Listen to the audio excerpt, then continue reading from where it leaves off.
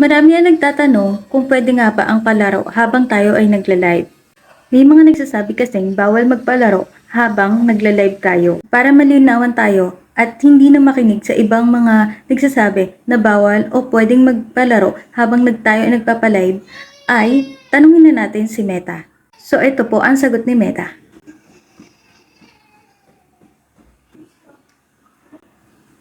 Ang sabi po ni Meta, pwede naman palang magpalaro habang tayo ay nagla-live.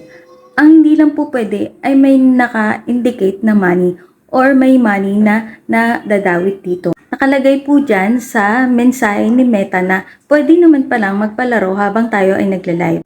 Ang hindi lang po pwede ay may perang nadadawit or may perang nakalagay dito. Yun lang po ang bawal na sinasabi dito ni Meta. Dapat po wala tayong na-i-indicate dito na pera or ipinapamigay na pera. Halimbawa po yung pa-Gcash, yun po, bawal daw po yun. Pwede po magpalaro pero bawal ang may pera na natadawit. So, ano ba ang pwede nating ibigay habang tayo ay nagpapalaro dito sa ating pag-live?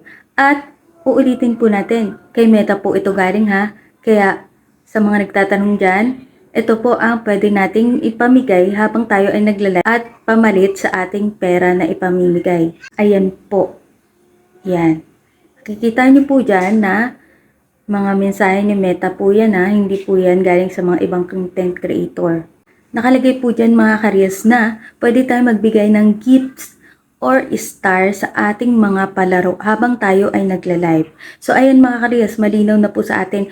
Pwede po tayo mag-live, wag lang po tayong mag-i-indicate ng pera. Ang pwede po natin ipamigay sa ating mga reels or pagla-live natin ay ang star or gift. Yun lang po ang pwede nating ipamigay sa ating mga ka-reels or sa ating mga followers habang nagla-live po tayo at nagpapalaro.